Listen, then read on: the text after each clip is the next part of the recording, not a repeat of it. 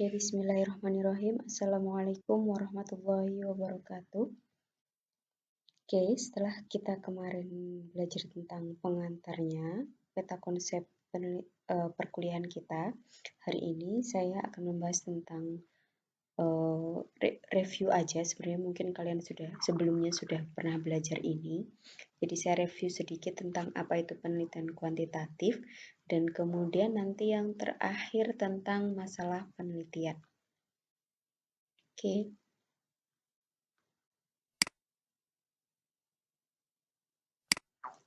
Selanjutnya, jadi seperti yang kita tahu, jadi dalam penelitian itu biasanya ada 3 pendekatan, ada kualitatif, ada kuantitatif, kemudian ada mixed method.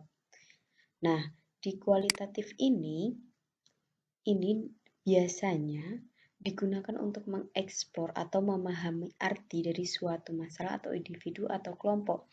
Jadi kalau di kualitatif itu lebih, kalau kalian mau memahami fenomena secara mendalam, ada sesuatu masalah di situ, kemudian kalian mau cari tahu lebih dalam, nah itu lebih baik kalian mau menjelaskan apa yang terjadi di situ, itu menggunakan kualitatif. Nah, biasanya digunakan untuk memahami suatu fenomena. Jadi fenomena tertentu ini kalian mau membahas tentang itu, maka yang digunakan adalah penelitian kualitatif. Nah, kemudian untuk yang penelitian kuantitatif itu digunakan untuk menguji teori. Jadi dia memeriksa hubungan antar variabel-variabel. Itu dalam penelitian kuantitatif. Contohnya apa? Contohnya adalah misalnya identifikasi faktor, kemudian memahami variabel prediktor, kemudian pengaruh-pengaruh, efek variabel A terhadap variabel B, dan lain sebagainya. Itu di penelitian kuantitatif. Nah, kemudian ada satu lagi, kalau misalnya dia campuran, jadi campuran antara penelitian kualitatif dan penelitian kuantitatif. Nah, itu ada mixed method. Jadi, biasanya ada hal-hal yang tidak bisa dijelaskan hanya dengan kualitatif atau hanya dengan kuantitatif. Jadi, dibutuhkan keduanya. Maka yang dipakai adalah mixed method. Misalnya, banyak kalau fenomena misalnya fenomena tertentu itu tidak bisa dijelaskan dengan kualitatif saja atau dengan kuantitatif saja, maka yang kita gunakan adalah mixed method. Oke, kemudian kita terus pakai yang mana gitu kan? Kok kita pakai kualitatif atau kuanti atau mixed method gitu. Nah, kembali lagi dari masalah penelitian itu. Apa masalah penelitian kita? Isu tertentu. Itu tuh biasanya butuh pendekatan tertentu. Misalnya kalau kalian mau memahami sebuah fenomena tadi, mau studi kasus misalnya tentang apa gitu di marketing, misalnya anak jalanan gitu kan, misalnya bagaimana cara mereka berusaha, usaha mereka itu seperti apa gitu kan. Nah, misalnya itu tentu saja yang dibutuhkan adalah penelitian kualitatif. Nah, beda lagi sama penelitian kuantitatif, beda lagi sama mixed method. Nah, itu tergantung masalah kita. Kemudian pengalaman pribadi. Maksudnya di sini kalian lebih nyaman pakai apa gitu. Biasanya saya itu lebih suka menggunakan kuanti gitu kan. Jadi masalah ini tuh sebenarnya bisa dipakai bisa pakai kuanti, bisa pakai kuali, tapi saya lebih nyaman pakai kuanti, saya lebih suka pakai kuanti, maka itu kalian bisa pakai kuanti.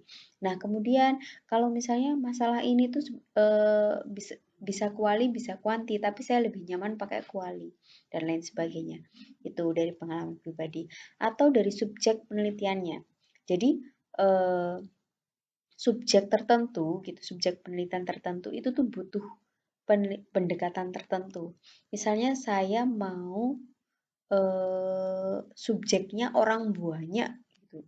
Jadi orangnya itu, subjek penelitian saya itu lebih dari 1000.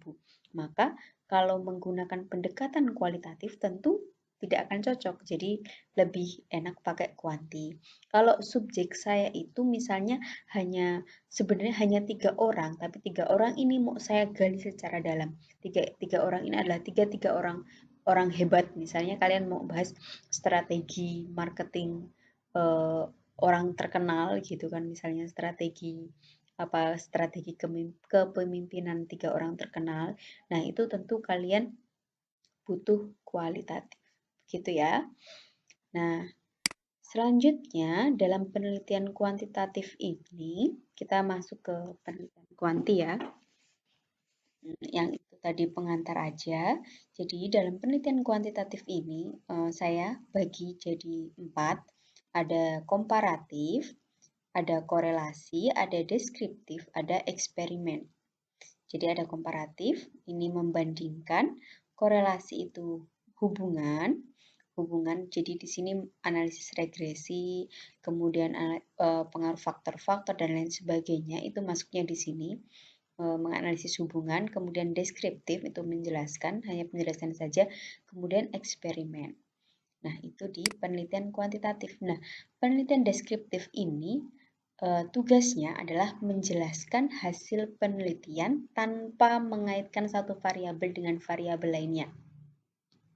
Jadi, di sini kalian tidak di deskriptif ini kalian tidak perlu mengaitkan satu variabel dengan variabel lainnya. Kuantitatifnya di sini hanya untuk mendeskripsikan. Contohnya, peta potensi ini ada skripsi ya, skripsi peta potensi sektor unggulan 18 kabupaten atau kota terhadap pertumbuhan ekonomi Provinsi Jawa Timur. Nah, peta potensi sektor unggulan 18 kabupaten ini tentu saja menjelaskannya adalah menggunakan deskriptif. Jadi ya ini sebenarnya campuran gitu. Jadi ini lebih ke deskriptif karena dia menjelaskan bagaimana potensinya di 18 kabupaten atau kota. Kemudian selanjutnya komparatif. Nah, komparatif ini membandingkan 2 subjek penelitian atau lebih. Nah, misalnya ini ada analisis komparatif kinerja keuangan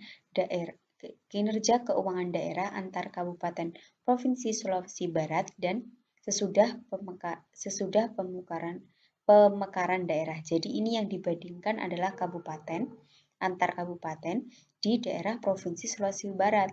Jadi sesudah pemekaran. Nah, setelah dibandingkan dia bagaimana kinerja keuangan mereka, kinerja keuangan di kabupaten-kabupaten ini dibandingkan antara satu dengan yang lainnya. Ini namanya komparatif. Nah, kemudian korelasi ini yang biasanya sering digunakan adalah mencari kekuatan hubungan antara 2 variabel atau lebih gitu. Ini korelasional ya. Ini ada kemudian contohnya adalah ini analisis pengaruh SBIS, NPF, kurs, dan inflasi terhadap pembiayaan murabahah pada perbankan syariah di Indonesia.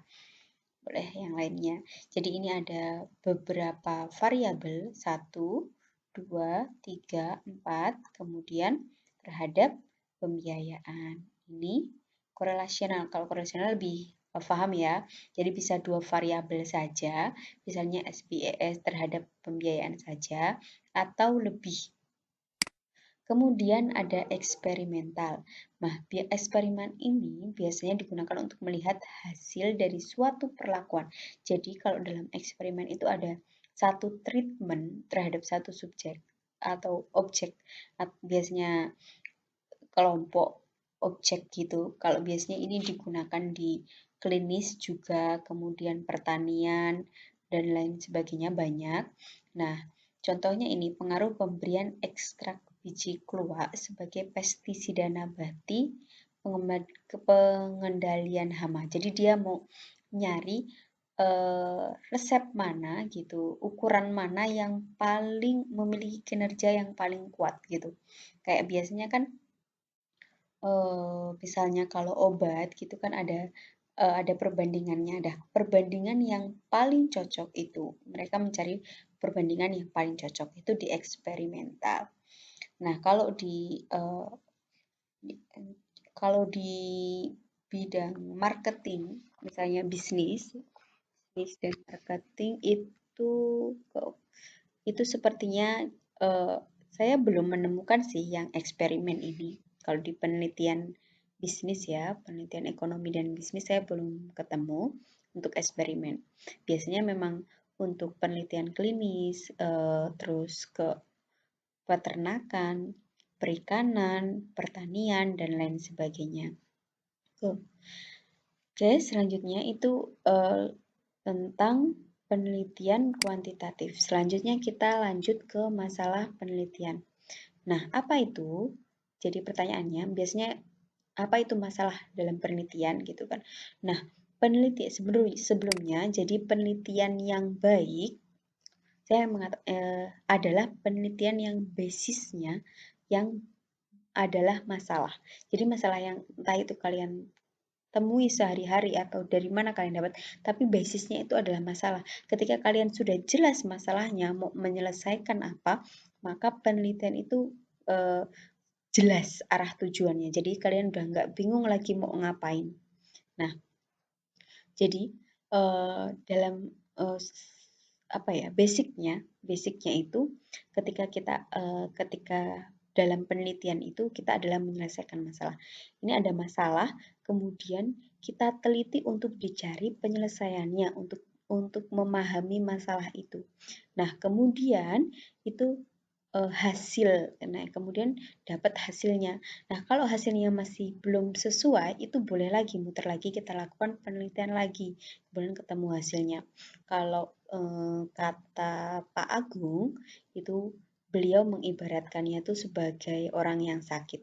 Jadi kalau orang yang sakit itu kan ditanyain dulu apa masalahnya gitu kan, misalnya, oh saya sakit perut, maka penelitiannya adalah oh kalau sakit perut seperti apa gitu kan, misalnya sakit perutnya tuh saya lagi kayak karena belum makan atau kan sakit perut juga macam-macam. Jadi banyak banyak hal, banyak faktor, kemudian diteliti itu, oh ini, kemudian didiagnosa, ini sakitnya ini nih. Nah, kemudian dikasih obat. Nah, dikasih obat, kemudian, nah kalau misalnya obat itu sembuh, maka itu berhasil solusinya gitu. Kalau misalnya belum, berarti ditanyakan lagi. Oh, ini kemarin ternyata ada ini, dan lain sebagainya akan dijelaskan lagi, dicari jalan keluarnya lagi.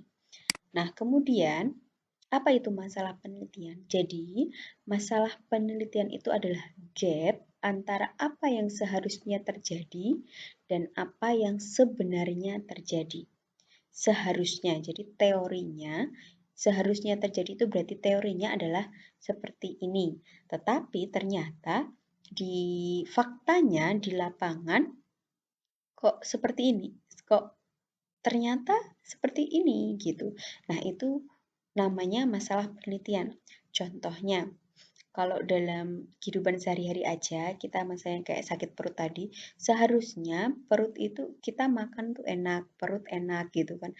Nah, tapi kok perutnya terasa nggak enak, itu kenyataannya berarti faktanya adalah perut tidak enak. Nah, masalahnya berarti itu ada gap antara apa yang seharusnya terjadi dengan sebenarnya terjadi. Kalau misalnya dalam bidang bisnis misalnya, dalam bidang marketing, seharusnya saya gitu kan, kalian sudah mendirikan toko, lokasinya sudah bagus, produknya sudah bagus dan lain sebagainya. Tapi seharusnya toko ini dengan lokasi lokasi yang seperti ini, produk yang seperti ini harusnya ramai nih sama pelanggan. Tapi kok ternyata di kenyataannya pelanggannya nggak ada, jarang, sangat jarang. Maka dari itulah yang dinamakan masalah. Apa ini masalahnya? Oh, bisa jadi itu karena marketingnya atau karena banyak yang belum tahu dan lain sebagainya. Itu banyak masalah, bisa digali dari situ. Kemudian, nih contohnya, Desa Z merupakan desa yang memiliki tempat pariwisata. Desa Z ini ya, seharusnya masyarakat desa tersebut memiliki pendapatan yang tinggi dalam sektor wisata. bahkan menjadi mata pencaharian mereka. Namun ternyata sebagian besar masyarakat di desa tersebut adalah buruh dan termasuk masyarakat tidak mampu.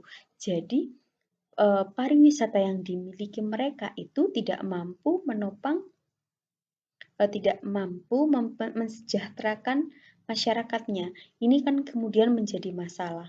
Jadi sebenarnya masalahnya apa sih? Apakah karena pemerintahnya atau karena masyarakatnya sendiri? Ada banyak faktor di situ. Nah, dan di situ akan lahir berbagai judul penelitian yang bisa kalian gunakan gitu. Jadi kalau misalnya basicnya adalah masalah, itu mau kemana-mana itu enak. Jadi kalian mau ngapain penelitiannya, tujuan kalian mau apa, itu jelas. Oke, dari masalah tadi sebelumnya, kemudian kita bikin judul penelitian, potensi wisata desa Z dan pengaruhnya terhadap perekonomian masyarakat desa. Jadi kita gali dulu potensi wisatanya itu seperti apa, kemudian kita cari pengaruhnya terhadap perekonomian masyarakat. Ini nggak cuma satu judul, bisa lagi judul yang lainnya. Bisa misalnya kalian kalian kaitkan dengan kebijakan. Misalnya karena kebijakan daerahnya. Jadi pengaruh kebijakan daerahnya dengan potensi wisata atau dengan perekonomian masyarakatnya, atau kalian bisa kaitkan juga dengan persepsi masyarakatnya atau motivasi masyarakatnya, pengetahuan mereka terhadap wisata dan lain sebagainya. Itu bisa jadi judul penelitian yang sangat banyak dari satu masalah penelitian. Nah, kemudian sekarang saya sudah paham sih gitu masalah penelitian itu apa. Kemudian gimana sih saya menemukan masalah penelitian? Biasanya yang susah, oh saya nggak punya masalah, saya nggak tahu masalah itu di mana. Nah itu salah satu sebabnya adalah kurang baca. Jadi bagaimana caranya kalian banyak baca, membaca literatur dari, kalau kalian berarti di keilmuan ekonomi dan bisnis. Kemudian bisa juga kalian cari-cari berdasarkan pengalaman kalian. Bisa nggak harus pengalaman kalian aja, misalnya pengalaman orang lain, pengalaman masyarakat, misalnya ada tetangga yang meresahkan seperti ini, kemudian ada masyarakat temen yang curhat atau ada masalah seperti ini di desanya dan lain sebagainya kemudian ada berdasarkan masalah penelitian dan teori yang telah ada juga kemudian ini biasanya kalau dalam penelitian itu, kalau kalian lihat di skripsi atau tesis itu pasti ada rekomendasi. Nah, dari kalian juga bisa ngambil dari rekomendasi itu. Misalnya karena keterbatasan penelitian ini, karena keterbatasan penelitian dia hanya bisa meneliti itu, jadi ada saran sebaiknya kalau penelitian sesudahnya itu pakai metode ini atau dia gabungkan sama variabel ini. Nah, itu bisa kalian juga kalian bisa jadikan gitu, kalian bisa gali dari situ judul penelitiannya, masalah penelitiannya. Kemudian diskusi sama ahlinya. Misalnya kalau di bidang marketing kalian sama ahli pemasaran atau misalnya di desa kalian tanya langsung sama bumdesnya, sama kepala desanya, atau kalau di toko-toko, kalau misalnya dari penjual-penjual dan lain sebagainya, itu kalian bisa cari dari banyak sumber itu untuk mencari masalah penelitian.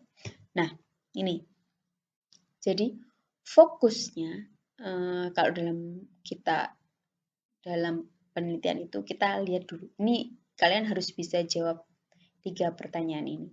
Kalau untuk jadi penelitian yang matang, jadi masalah penelitian yang benar-benar layak uji. Gitu. Jadi fokusnya, apa fokusnya gitu? Fokusnya itu adalah berarti pernyataan masalah yang sebenarnya. Nah, misalnya kayak yang di desa tadi, kasus di desa pariwisata,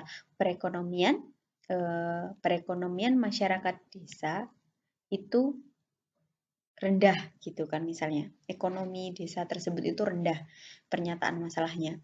Nah, kemudian bagaimana kenapa apa latar belakangnya gitu kan? Kenapa? Bagaimana identifikasi masalah dan kenapa itu disebut masalah? Itu kalian bisa dijelaskan, bisa disebut juga latar belakang masalah. Oh, banyak faktor gitu yang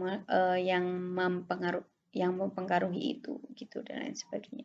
Nah, dari desa Z tadi misalnya latar belakangnya adalah bahwa desa tersebut ini harusnya ada banyak pariwisatanya, tapi ternyata pariwisatanya di daerah tersebut sangat tidak mampu menopang perekonomian masyarakat, gitu kan.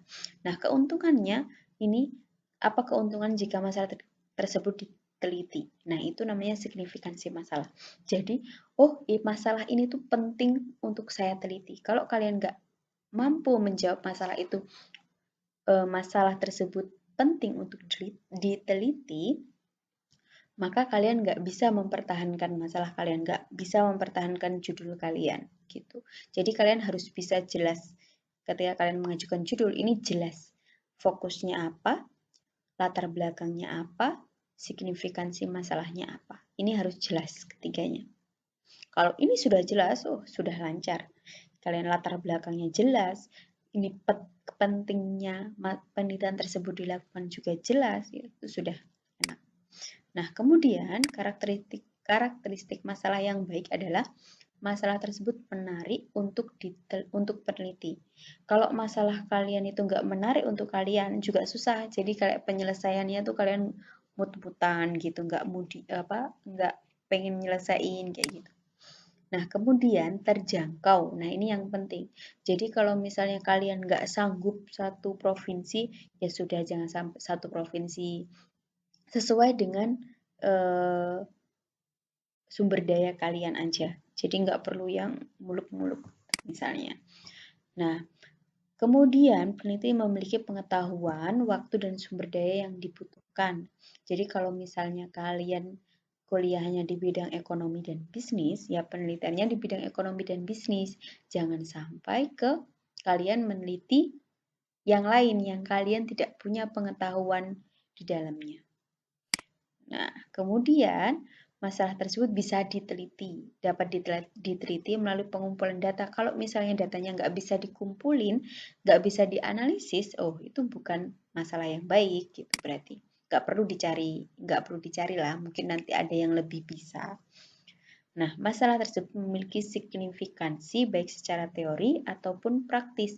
Jadi, penting, ini tadi yang kita bicarakan sebelumnya adalah masalah tersebut itu penting gitu kan, penting baik secara teori, jadi signifikan, emang penting untuk diteliti entah itu secara teori atau secara praktis gitu.